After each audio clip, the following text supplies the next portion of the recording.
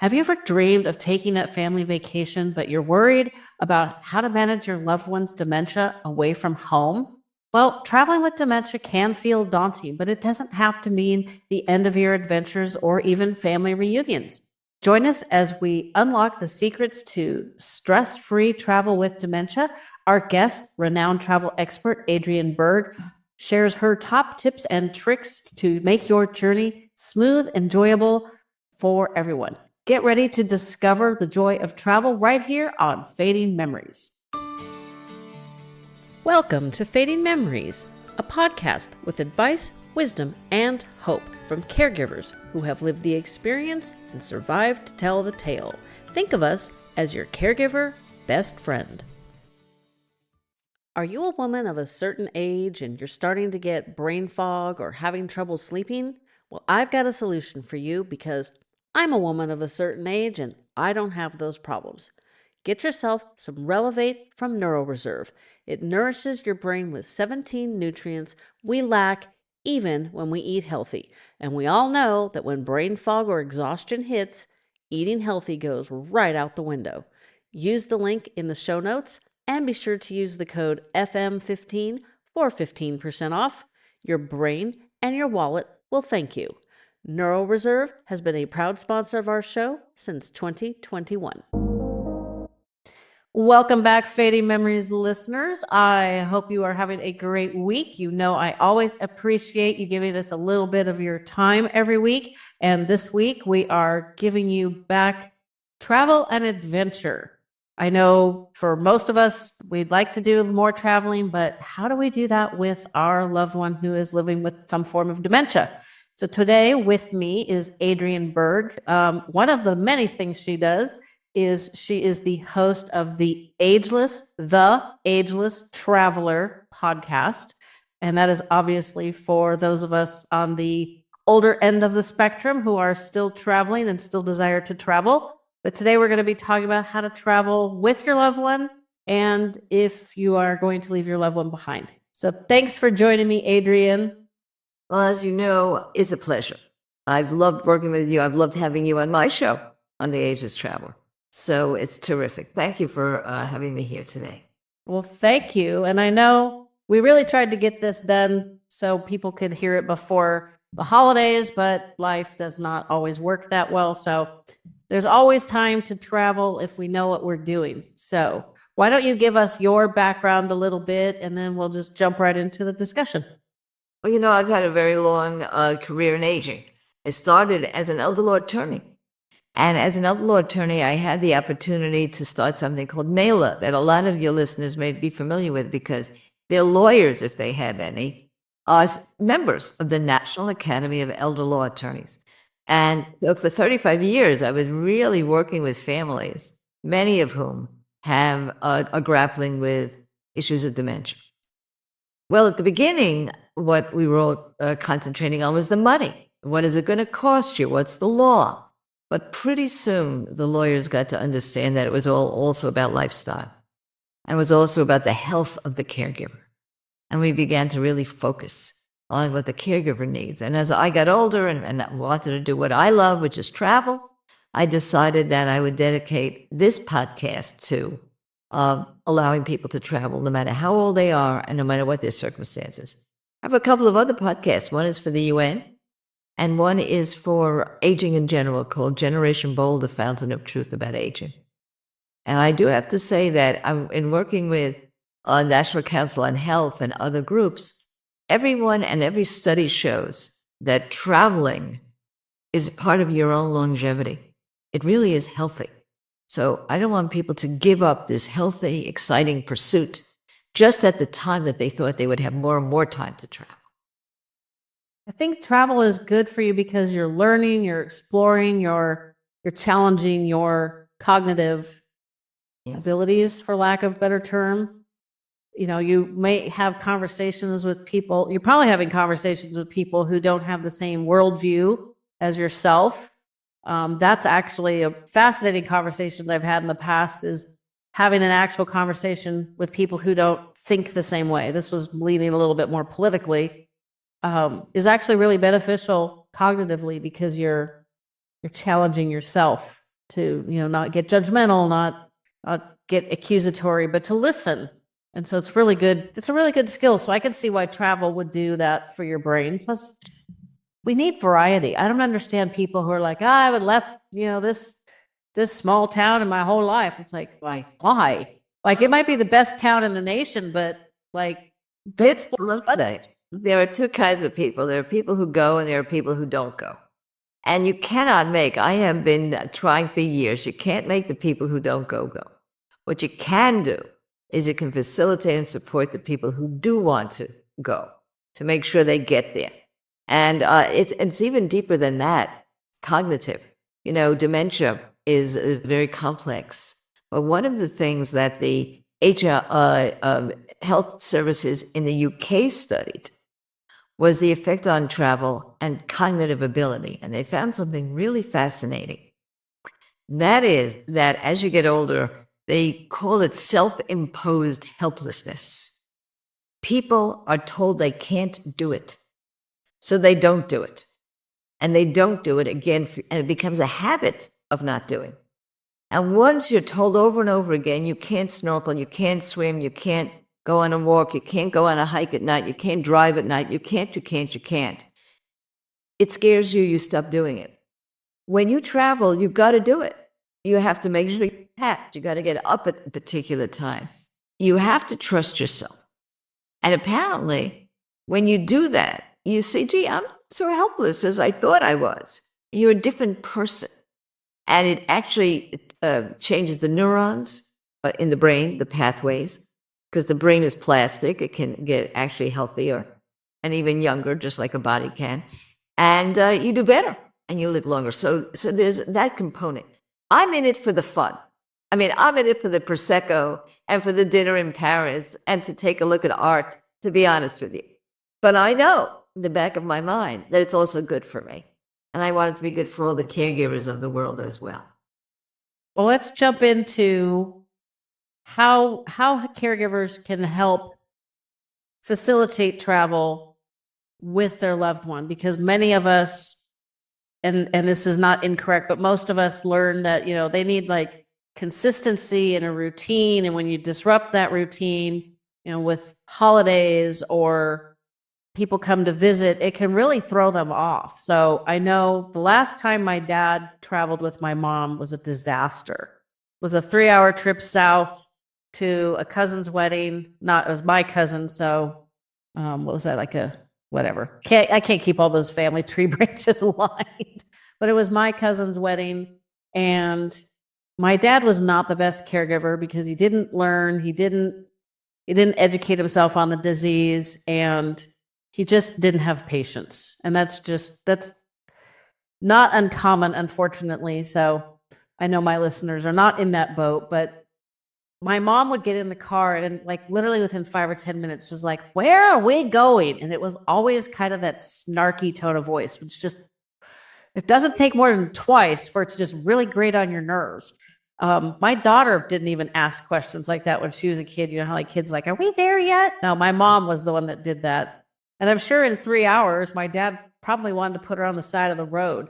So how can we like help prepare a loved one to do something as, fundamental as attending a family wedding and being able to enjoy it ourselves, but also helping them to enjoy it. So I guess we'll start with, this is a road trip. Right. Well, I'm going to talk directly to your audience if I can for a minute, because there's two categories that are going to help you. One of them I call know-how, and the other one I call attitude. So let's talk about the know-how very quickly. The know-how is all the rules and regulations and the laws and the entitlements that support you. There's a lot of them. Whether you're going on a road trip, whether you're going on a train, whether it's an airplane, hotels have to accommodate you in very special ways. And without boring you, I tried to put it all in one book, and there's a free ebook called the Caregiverstravelguide.com. You just go there and you have the book. So that's the Caregiverstravelguide.com. It's an important resource. And I was very, very thrilled that Fromers, which is a big name in tourism, published our first chapter of it, which is airline navigation with your loved one. So that's all about know-how. And there are a lot of things I could have helped your dad, Jennifer, if he was willing to read it and see all that he was entitled to, including concierge services, free, in train stations and so on. Now that's the know-how. Now we get to the attitude. That's the harder part. And that's what Jennifer is talking about, where you know your person and you know exactly where the barriers are going to be, whether it's having to go to the bathroom a lot and stop, and you have other people with you in the car and they don't want to stop. It's making the trip an hour longer than expected. Well, too bad. There's an app that tells you where all the bathrooms are everywhere in the United States, by the way, on the road. So you know that. You've got that worked out. You speak to the person. You tell them exactly where they're going and why and how, even if you have to say that 100 times. And even if you hear that voice in your head, because I'm sure, Jennifer, that voice, I mean, you're almost like an impersonator. You're like your mother's person. You know exactly what she sounded like. So, and the fact is, we all do. So expect it and have the attitude that this is my priority. My priority is to get there. My priority is to be there and to do the best that we can with it and rolling with the punches. So there is certainly an attitude, but there's a lot of support out there that you're entitled to if you know it. And I will bring one thing up that you brought up on my show, Jennifer, and I love this. And that is, Jennifer was suggesting that if you're in a train or if you're not the driver and you're sitting next to the person who needs care, you get a book. And and I have put this in my show notes to my audience, books that are large enough to cover 2 laps, and you begin to read and you entertain them. So this is what I mean by attitude and planning. And it can be done. My favorite thing, Jennifer, is if everybody who says it can't be done would get out of the way of the people who are doing it, the people who are doing it be much better off. So yes, it can be done.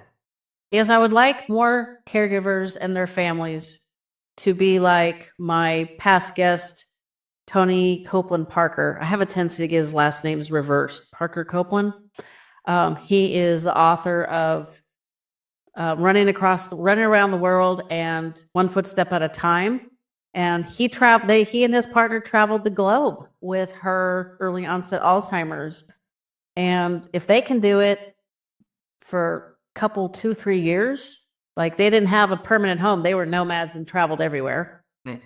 Then we can go to family weddings, graduations, those are coming up.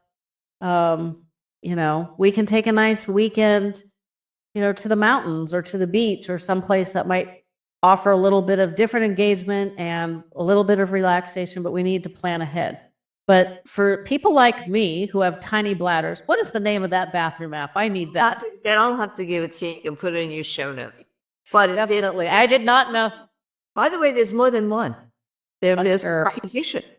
But I have 2 quick stories that you just reminded me of. First of all, we have something on our show called Travel Bros.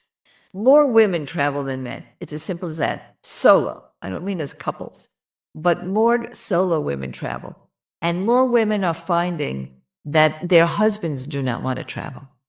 We just at 63% of all women who travel by themselves are married.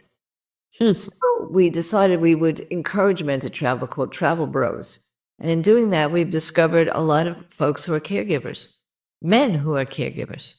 And that's one of the reasons they don't travel. So these stories from the gentleman you just mentioned are wonderful, inspiring stories. But the 2 that I did want to say is I went to Australia, a very long trip, the longest trip you could take. And there I met a woman who was a teacher, and she had with her aunt, and her aunt had Alzheimer's, early onset. And I was really blown away by their capability and the way they work together as care recipient caregivers, a team. And I asked the aunt with Alzheimer's if she had suggestions for travel. And this is what she said. She said, take the hard trips first. And makes sense. Yes, what she meant when we had that conversation was she always wanted to go to Australia. She always wanted to go to Japan. It was something always on her mind. When she found out that she had Alzheimer's, She's the one that engineered that trip and paid, I had to say, for her companion to go with her, paid for the trip. It was a relative. So if that does happen to you, or if you see that that's happened to your relative, your loved one, or you're a couple, a married couple that always travel, I really do remember those words. Take the hard trips first. Take the ones that you really want to have under your belt. And then after a while, you can start to just do local. And the second thing I wanted to tell you was there's a great book called Passages. And in that book, Gail Sheehy, the author, her husband, he got throat cancer. Mm. And eventually, what they did was they made his food liquid. And they went to Paris restaurants. They went all over the world in great restaurants because they were foodies. And they actually liquidated his food. And why am I telling you this? I'm bringing this up because when I go to a cruise, I speak to the food manager immediately because I need low salt. My husband's diabetic. So if you are traveling with somebody that has culinary needs and you think, oh, we can't go anywhere because of that problem, you'd be surprised that any all-inclusive hotel group, any cruise, any river cruise has a food manager, and any good restaurant has a food manager that will actually accommodate you if you speak to them first. So this is what I mean by know-how.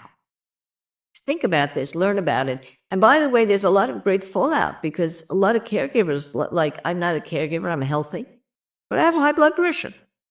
And I have reduced my blood pressure incredibly when I travel using food managers to give me low salt options.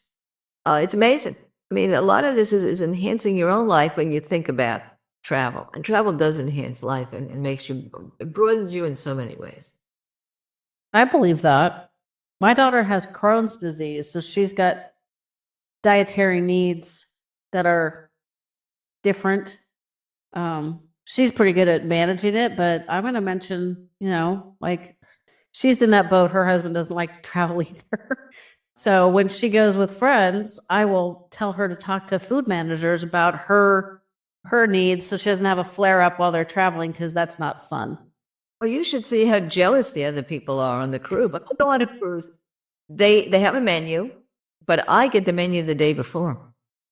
And I pick and choose everything. I tell them what I want, and I get a better meal. And they're looking, how did she get that? Because know-how, the food manager will give you and work with you every single meal. Well, it just makes sense. They would like your money, and if providing the nutrition that you need for your health is the barrier, that's a real easy fix to getting you on the ship or wherever and getting your money. I mean, that's what the whole capitalistic society is all about. Tourism. So go ahead. No, tourism is a business. You're absolutely right. We have to hold people to that standard now. Let's talk in terms of dementia, for example. People are realizing that there is such a thing as dementia travel. That is a word. And if your audience needs to know, that is a word in the travel industry. It's dementia travel. You've never heard of it years ago. Today it's everywhere. It's a hashtag in the industry. So there are people who are catering to this. We have on our board a woman, she's from the UK, Carol Sargent. She's a doctor. And her entire business is advising people with dementia how to travel on their own while they still can, or with a caregiver. And she has a big business because this caregiver travel is amazing. Hotels are learning about it. They're learning the difference between someone with dementia and somebody with a physical disability. So this is an open road now. And we've started something called ageless tourism, which is education for the industry on dementia and differing mobilities. This is not just dementia that as you get older, but it's also other mobility issues that could be created. And they're listening. So this is wonderful. It's been a great journey on this one. That's exciting. So we're taking a road trip that's longer than the 3 hours that my dad took to get to the family wedding. What accommodations are available at hotels that we should A, know about, and B, be asking for? And what tips do you have for like hotel stays, even if it's just overnight? I know one caregiver that travels quite a bit with her grandmother will go into the room first and put grandma's stuff either on the couch or on the bed so that it looks somewhat familiar to home. So that's a good tip. But what other options do we need to be asking for? Well, there, again, a couple of things. First of all, on a longer trip, or even if you've so long that you're going by plane or a train and so on, with regard to accommodations, again, the know-how and the attitude. So the know-how is that across the world, you have rights, specifically with regard to hotels. So we have the ADA, the Americans with Disabilities Act, but Europe, the EU, has a very similar act. Throughout Asia, there are individual acts. Wherever you're going to go, you have rights, and those rights include a bigger room, more space, a shower that doesn't have a barrier, many things that you may need. So that's all about know-how and rights. And again, Caregivers Travel Guide tells you everything about hotels. But the attitude I would recommend would be this. There are a lot of what they call residential hotels. Honestly, they're usually the cheaper hotel. Sometimes you'll see in a US chain at the end, it'll say Express, Hyatt Express, Hilton Express, or Suites is another buzzword. What does it mean? It means there's more room. It means that there's a couch. It means that it's bigger, and it usually means that it includes breakfast and at a reasonable rate. These are places that are for long-term stays. Unfortunately, I had to do that for about 3 months when my roof fell in during Sandy when I was living in New Jersey. So this is for long-term stays, but they rent by the day. So these are very good choices, not the 5-star hotels, unless that's the only place you'll stay. But I would say that these are great. And just as Jennifer suggests, it looks like home. And the fact is, and of course, don't say I said this, it looks a lot like assisted living rooms and nursing homes. True. So it's true. So if you are taking your loved one from a place like that to travel for a reason, it looks similar to their accommodations, and bring something, as Jennifer suggested, with you that makes it feel like home. I personally, when I travel, if I'm staying in a place for a long time, I actually buy flowers and put it in the room. That is just a personal thing for me. And I walk in and I feel like I'm home, because I am a long-term traveler. So sometimes I'm in one place for 14 days or on a ship for 18 days. And I'll actually have something of my own. So that's across the board. Why wouldn't it be true for a loved one with dementia? It is true. I have a portable electric kettle because you're not running hot water through the coffee maker and making a good cup of tea. That's my personal little thing that I always bring. It's not very big, and you can stick the cord inside, or wrap the cord around the outside, and you can stick all the tea bags, or it's got its own little storage for when you stuff it in your suitcase. And I'm really good at packing so that I don't have to check my bag, because I hate that. Well, there is one other little hint and tip. I mentioned the food manager. There's another person in the field of tourism that is hardly understood or known, and that's the concierge. Most people use a concierge at a hotel if they want to see a show. They'll go to the concierge and ask him, can you get me tickets or whatever? That's really not what concierges are trained for. That's important because they make money from that too, but they're really trained to help individual people with their individual needs. So if you happen to be in a hotel that has a concierge, see them also immediately and tell them that you're with someone that has a dementia issue, a mobility issue, and perhaps they do want to see something. Maybe there is a museum. Maybe there is a specialized, many museums now have dementia days even for all-inclusive. Days for autism, days for dementia, days for both. They know this stuff. So you go to them, and the more you ask those things, the more the industry will train them in that direction. And then you probably do know about the sunflower tags, which is now a program. Please do look at Sunflower Foundation online. The Photos article that I wrote has a lot of information on this, but it's a tag, and it just, without having to say it, it tells anyone in the tourism industry, because they know what that tag means. It just has a picture of a sunflower, that person has dementia. So they will know simply by having that tag, and they're free from the Sunflower Foundation. That's good. I'd heard about that a long time ago, and then I think we did talk about it on your show. And the other thing that a lot of people like myself utilize, it's like a little business card that they can slip to a hostess at a, restaurant, so that way you're not announcing to the entire restaurant or, embarrassing your loved one that they have some form of dementia. It's just a little card that says, I'm, my person, or, this is my fill-in relationship, and they have Alzheimer's or frontal temporal dementia. I would just say dementia because not everybody understands all the names. But, that just helps, because until people, a lot of times if somebody's getting a little, crotchety, a little, what's the right word? I'm having a brace for you. Maybe a little feisty. Yeah, feisty, that's a good word. And, people get judgmental. It's just how we are, unfortunately. And until we've lived the journey of Alzheimer's, and when I was a photographer, I had really good clients whose they had 3 kids, one of which was very significantly on the autism spectrum. And I had to learn how to work with him to get what his mom wanted and not upset him. And it was very much like dealing with my mom. And, these experiences have allowed me to view, instances of people getting feisty, or, teenagers having meltdowns in the grocery store or whatever, and just assume, well, they might have a cognitive issue. They're not just, some horrific brat, which 15 years ago, I might have thought, oh my God, what is with that family? That kid needs a smack upside the head.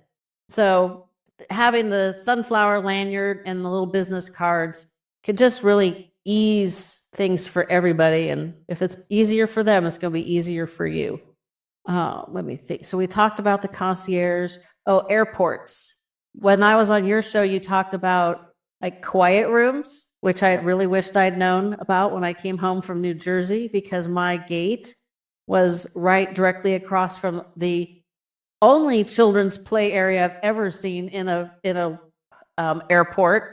And the kids were having a great time, but after a while, I got real tired of listening to the screeching and all the playground noises because I had a long wait from getting dropped off to take off, and I really wish I'd known about those quiet rooms. So, Right. For me and the audience. So this is not just for people with dementia. Everybody really should know this. When I took my mom to Colorado, and I didn't realize, she was 90 at that time. She did not have dementia. I didn't realize how nervous it would make her. It was the height of the time when we were very worried about terrorism. We are again. But this was the real height of it. Everybody had to take off everything. I mean, you were practically dripping. And they were touching you, and you were going through. And she just couldn't see that. Was not in her background. And she was so nervous. Nothing was going on. But, of course, the whole process makes you scared and nervous. So the first thing I tackled was the airport. And with that, and then another reason I tackled the airport was, we talk about family travel and short travel, but a lot of people are traveling for health. So medical tourism is a big thing. And you may meet somebody through an airport because they're going far away for healthcare reasons. So this is all part of it. So all's part of it if people do move. Mom has dementia. She can't run her own home. And she has to move across country to be with you, to live with you. So there are reasons that you often have to go to an airport. So in the free ebook, Caregivers Travel Guide.com, you'll get everything about navigating an airport. But one of the things we tell you is, on your phone app, of the airline that you've chosen, you'll find exactly when you should show up. It will tell you. And you don't come too early and you don't come too late. But with somebody with dementia, you come a little earlier. So what do you do with your time? And that's where the quiet rooms come in. Look, they used to be chapels because they converted, most of them have either added a room or converted a chapel. It's still a chapel. Even cruise ships have this too, by the way. All of them have it. It's a quiet room where you go to relax. The other thing they've done is the opposite. They've created entertainment I mean, some of the greatest museums. San Francisco Museum of Art has put in 3,000 feet of art in the airport. Here where I live in Palm Springs, it's a wonderful place to go. It's fun. People go to the airport just to have a good time. So much going on there. JFK, I mean, wherever you go, so you can either enjoy a quiet room and just decompress. You can stay away from where the kids are, because they do have loud places too. How do you know that? On the app or website of your airport, it will show you where the quiet room is. It'll show you where the kids' playground is, where the food is. There's massages in some airports. If you want to pay for that, you can get everything else is free. Where the art is. And so if you do decide to come early just to decompress before the ordeal of getting through security, you'll know where to go. So that's just one thing. By the way, some train stations have that. It's really quite something you can use for any kind of transportation with the exception of your own car. So this is all important stuff, and growing and growing and growing. Well, I'm going to have to check into that because I'm going to Atlanta in a couple of weeks. And I'm curious to see what the Sacramento International Airport has available, just because it's not very big. What airline are you using? Delta. Delta is, all right. So in Atlanta, Delta is a hub. Mm-hmm. So from Atlanta, the Atlanta airport is very rich in these kinds of amenities. There's a lot of food, a lot of art, definitely a quiet room. But don't be surprised if Sacramento doesn't have the same, even though it's small. You can put Palm Springs into a thimble. I mean, that's true. Airport. Sacramento is a bigger airport. It's got stuff. You'll see. And you just go to the airport website and start reading. I don't know anyone who goes to the website of the airport, of the airline at the airport, but both of them have a website, and you'll get a lot of information that way. Well, I'm definitely checking that out. So one last question about traveling with your loved one, and then we'll pivot a little bit to traveling on your own when your loved one is safely where they need to be. You mentioned traveling. This must have been not long after 9/11. I also traveled not long after that. And getting through security it's a hassle for those of us that don't have a cognitive impairment or aren't of a generation where a pat down is, invasive. It's still kind of invasive, but I have TSA pre, so I have less of those hassles. How would you navigate some of that with somebody like your mom? If your mom had dementia, I know you said she had definite age slowing of the brain, typical age-related brain slowing. There we go. I can say the whole thing. But just, I would get the TSA pre just to avoid having to take off shoes, because what a hassle that is just for yourself, but if you have to help somebody else. So how would you suggest people navigate that? Well, first of all, just FYI, because I'll be 77, I can tell you that at age 75, you don't need TSA to take off. You don't have to take your shoes off. You don't have to take a lot of things off just because you're 75 years old. And it's a lot of fun because they always say the same thing. Oh, wow, you're 75. And you say, yes, I am. You want to see my passport? So anyway, so there's some things where you don't need TSA. But if you've got a loved one with any mobility issue, or you have, or cognitive issue, first thing you do, and it's got to be at least 2 weeks before you go, is you call TSA, you let them know what's going on. They will send you a notification card that you sign. You'll have it with you. You can give it to anyone in an airport that's staff, and you get a lot of rights. The first thing you get, of course, is, as you see it, not only can you have the cart take you around, but if you have a wheelchair, you will get somebody to wheel that chair for you. If you don't have a wheelchair, they will give you a complimentary. And remember, everything I'm telling you is free of charge. You get a complimentary wheelchair, particularly if you have a wheelchair that folds and you have been able to check it. Now you need another wheelchair just to get you through. You'll have that. Then, of course, you won't have to wait on the line. It'll go right to security. Most of the things you will not have to take off. If you have somebody with dementia, you're not allowed to touch you because that can trigger something. And you'll have your notification card, and you'll go through the security much, much smoother and faster than anybody else. So these are all the things you do using TSA, the notification card, and that lanyard also helps a lot. You have a tremendous amount of rights. You have the right to be taken to an accessible bathroom. Not only have an accessible bathroom, which is ADA, but be taken to the accessible bathroom by someone if you wheeling you or driving you. So there's quite a bit of rights that you have if you have the know-how. That's why we put that together in caregiverstravelguide.com and in the Frowers article on caregiver travel.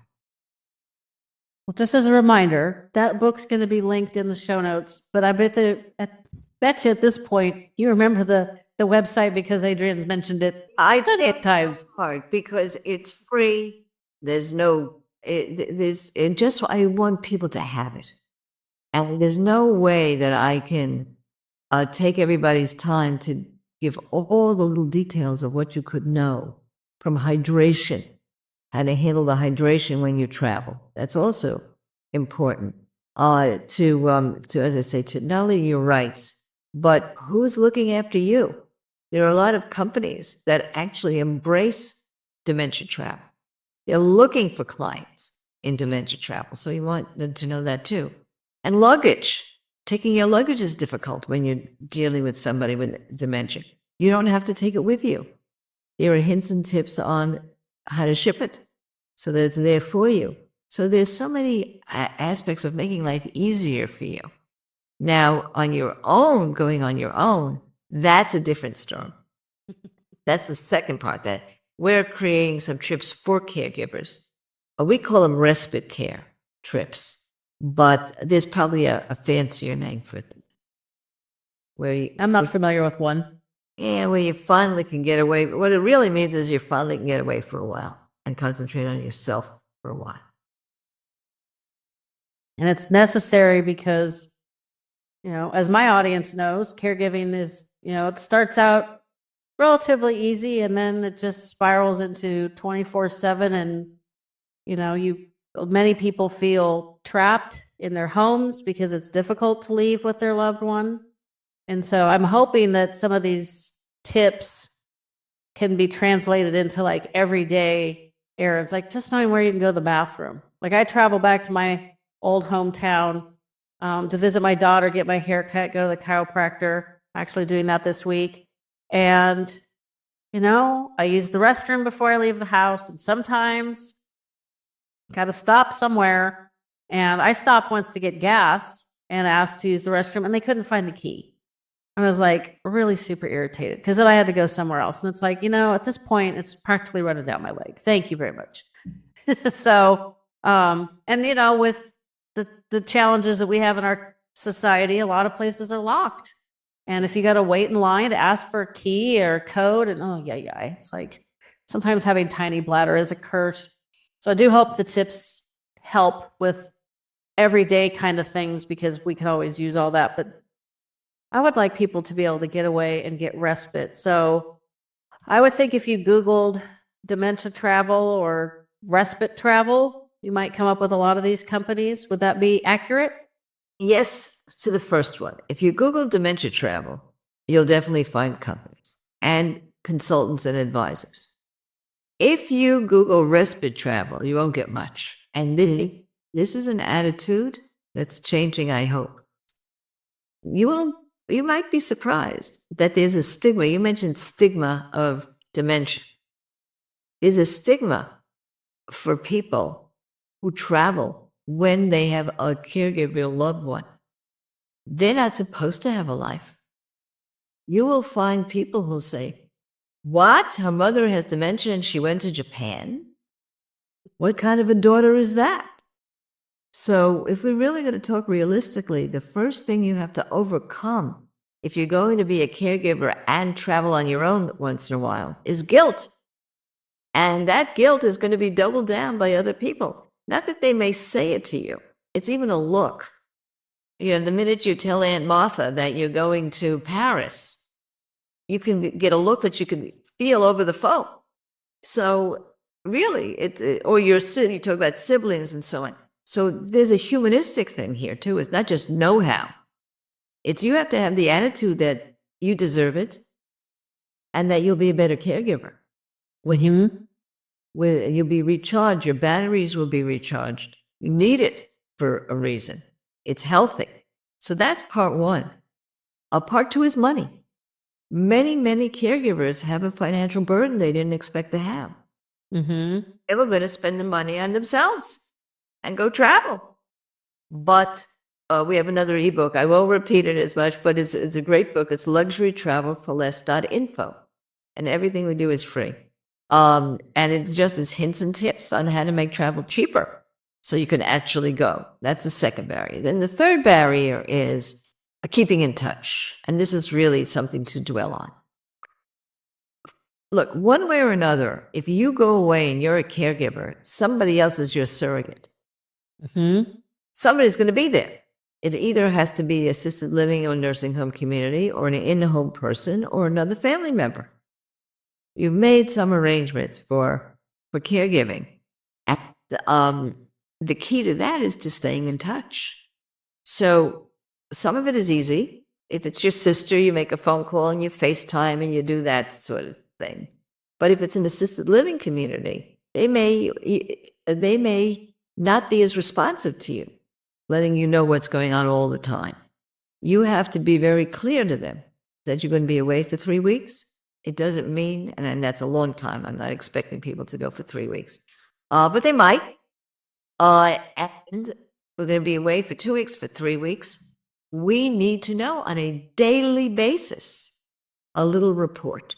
And you'll say, what? Well, let me tell you, that's what daycare centers do. They actually send a report home every single day. There's no reason that in the interim, it's not like you're traveling and asking them for 352 reports. You're asking them for a report every day or every other day. And the day that you don't get the report, you know that at a certain time you're going to call in and buzz in. So those are just low-tech things that you can do. There are high-tech things that you can do as well to keep in touch and be able to monitor what's going on visually with the right, what they call age-tech applications, usually on a phone. So there are a lot of ways for you to stay in touch, know what's going on, be on top of it, and they'll give you peace of mind also. So those are some. And of course, one of the things that is happening is caregivers, mostly women, I must say, are getting together and traveling together, but without their loved ones, and just enjoying. Well, they call them wellness weeks. Respite week feels a little clinical. I like the word wellness week, but it's searching for a word because this is so new. And we have them in Palm Springs. We have caregiver wellness weeks right here.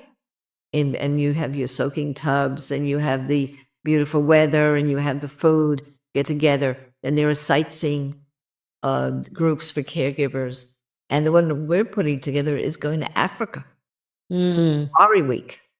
It's a safari week because that's a big bucket list thing for most people. So yes, it's all available to you, but the key is your own peace of mind. The key is your own peace of mind. And that you get through technology and you get through pre-preparation to make sure that that your surrogate caregiver knows what they're doing. That makes really good sense. And I'm interested in the safari trip. Maybe not this year. I have an HVAC system that needs to be replaced, unfortunately. And that's not cheap. But I'm interested in the ebook luxurytravelforless.com. No, .info. That's the That info, okay. couldn't get that. How I wish I could have gotten that. It would make everybody's life easier. No, but info makes sense. And that will be linked in the show notes as well, everybody. And I'm interested in that just because I am a super frugal girl. I appreciate really good meals, but I don't want to take the last bite and then be presented with the $200 or $300 bill because now I don't have that nice meal anymore.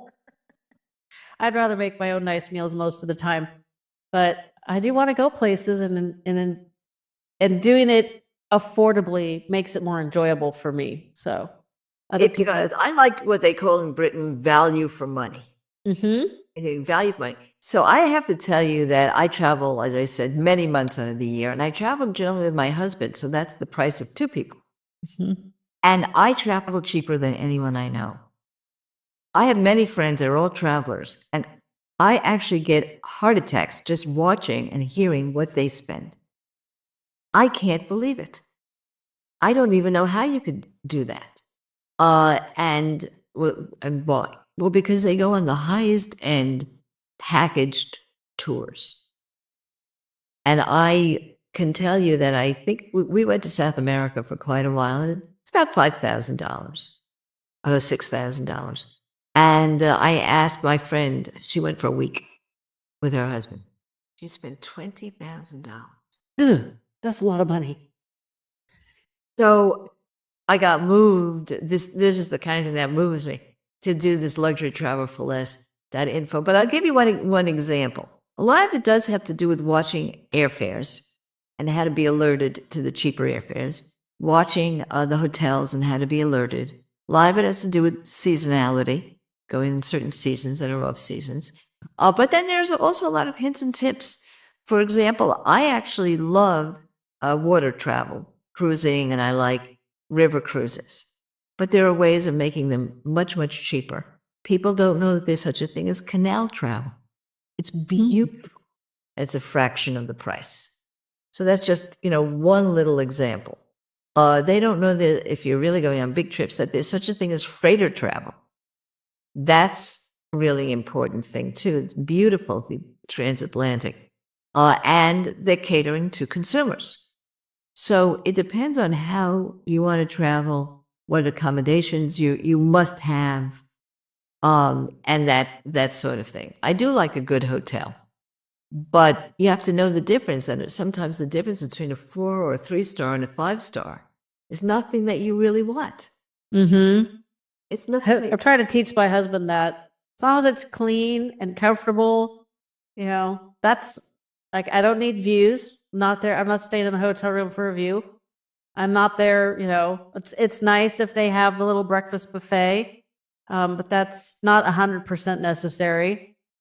But yeah, we went, one of the trips we took while my mom was in memory care was we went to spring training, and our friends were putting the trip together, and she was explaining how the hotel prices go dramatically up during spring training. That's a surprise, right? And when she mentioned the prices, I, of course, was like, oh, Lord, that's just too much for a hotel. She's like, oh, I could look for cheaper hotels. And I'm like, oh, no. Mr. John prefers the 6-star hotels, which, of course, made her laugh. And so, yeah, there's that discrepancy. And it's, even, some of the 5-star hotels in Paris had bed bugs just because that became a huge problem. So it's not like a 5-star hotel is going to protect you from all of those incidences. So, but I have to ask, freighter travel, is that actually on a freight ship? Blah. What they've done now, there's plenty of freight. As I say, that sounds awful. I know that. Freighter travel, let's talk about it for a minute. There are different reasons that people want to travel. One of them is adventure. And caregivers are a variety of people. I mean, there's no one type of caregiver, right? Right. So we have many that simply want the wellness trips and give me my massage and my pina colada and I'm a happy camper. There are others who want to see as many museums and shows as they could possibly get in. And I call that the culture vulture trips, right? And there are others that really want to go on an adventure. And they may even want to go by themselves. Because most of those who cater to the respite are having groups together. But some caregivers may want solitude. Now, freighters are made for that. They they are specifically made for consumers to be on a freighter. So they have full meals. You eat together almost like in a communal table if you've gone to fancy fresh food restaurants. Some of those have the community tables now. Well, that's what a freighter is like. It's not like a cruise ship where there are individual tables for two. You'll eat together, not with the crew, but with other folks. There are very frequently very few people on the boat. They usually have a dozen passengers. And they do have a route. You know exactly where you're starting and exactly where you're going. You're not going to get a show and entertainment. So if you take your freighter, you bring your book, your pile of books with you that you love to read, and you're getting somewhere. But a lot of people do it just for the journey. They love the journey. They love the ports. The ports are totally different. They just like it a lot. We went to, a good example is Brisbane.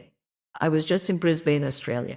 Now, Brisbane, Australia, unlike Melbourne, Australia, it's a freighter port. Even if you're on a cruise ship, you're going into a freighter port. And therefore, it's far from Brisbane. You have to be able to get into Brisbane. Melbourne, not a problem. Take a taxi and go. So you have to know that if you're interested in sightseeing after the freighter docks, where the port is. And these are all little details that I explain. But yeah, it's very inexpensive, and it can be a great, one of the life's great adventures. And there's plenty of people who've written great travel books about their freighter travel as well. That's just one example, one small thing. Now, another thing that's really important is, where do you decide to go? If you go to Italy, that's one story. If you go to Malta, you may be going to places that is just as beautiful, just as wonderful, at a fraction of the cost. So you're getting an experience, very high-end experience, at a mid-range cost. What we're doing with Africa, Africa is very expensive. Safaris can be really expensive if you engage them here in the US. What we're doing is we're going directly to the African tour operators and the tourist boards in Africa, and they're putting the trip together. So it's a fraction of the cost if you from tour operators here in the US. And it's on the ground, it's local, and it's different, and it's very, very, very adventuresome. So, but it's very affordable. Because remember, I'm always grappling with the fact that I travel for very long periods of time. So I have to really get down those costs. And what I know, I let my listeners and the agents traveler know. Well, that's awesome. First off, you've sold me on freighter travel at least once, because I like variety, which is kind of funny because I also love leftovers.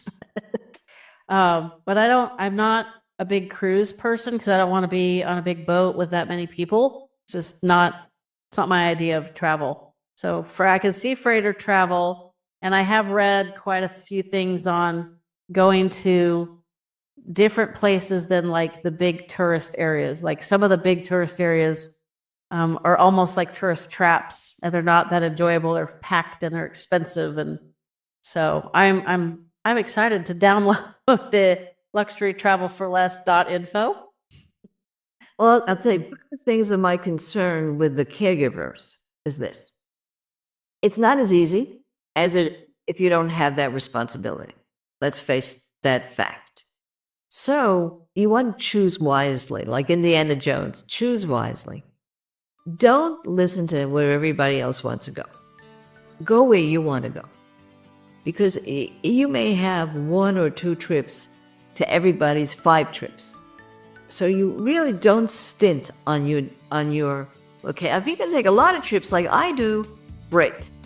Then go for the money, go off season, and do it. But if you're going to take 1 trip a year, and that's about all you can do to get away, go where you want to go.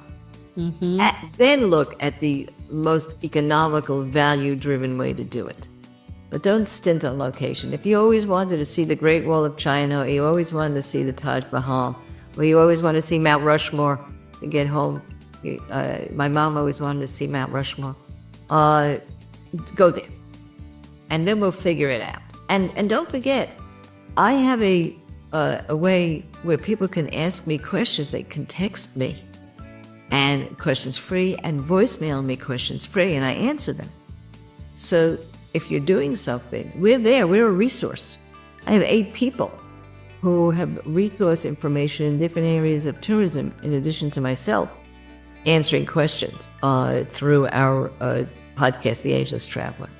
So, if you are planning and you say, well, where should I stay in Tokyo? I'll tell you where to stay in Tokyo. Awesome. Well, I hope we've made traveling with your loved one and traveling as a caregiver without your loved one more doable. And maybe we've even given you some ideas for tips for just some everyday, got to get errands done, and how to navigate some of this stuff. So I really appreciate Adriane for coming on my show. I'm linking her show in the show notes so that you can hear our conversation and others over there. And definitely take advantage of the free ebooks, because man, they sound great. And once again, thank you, Adriane. It's been my pleasure as always. One more thing before I let you go. We got a good thing going here. And if you need a quick read with additional dementia caregiving advice, or you would like a simple way to keep in contact with me, then please sign up for my email newsletter. You'll get a 5-minute or less read every Wednesday morning. No spam, no selling of your information. It's the best way to keep in touch in these turbulent digital times. Now, I know you like podcasts, so here's one you might be interested in. Hello, this is Adriane Berg, host of The Ageless Traveler, and I'm here to introduce you to The Ageless Traveler so you know what to expect each and every week as we post podcasts and blogs and hold live Facebook salons. We're all about fun, friendship, adventure, and contribution. No, we're not a typical traveler show. We do offer guidance and resources to ensure that you start to travel and never stop traveling. I'm a travel addict, as you can tell. I've been to 110 countries, and I don't mean to stop now. I meet people, though, who face barriers to starting to travel or continue to travel. The Ageless Traveler is designed to knock down those barriers to travel, like health issues or fear of travel or tight money, lack of time, loss of companions, and even travel burnout. And now I have a request just for you. Follow us on iTunes and Spotify or any other podcast disseminator that you use, and review our show. You can find instructions on how to do that on our website, agelesstraveler.com, on the podcast page. Subscribe to our YouTube channel. Tell your friends about us. And ask any of the questions you want on our website contact page. Talk to us live. This is Adriane Berg for The Ageless Traveler, here to make sure you never stop traveling.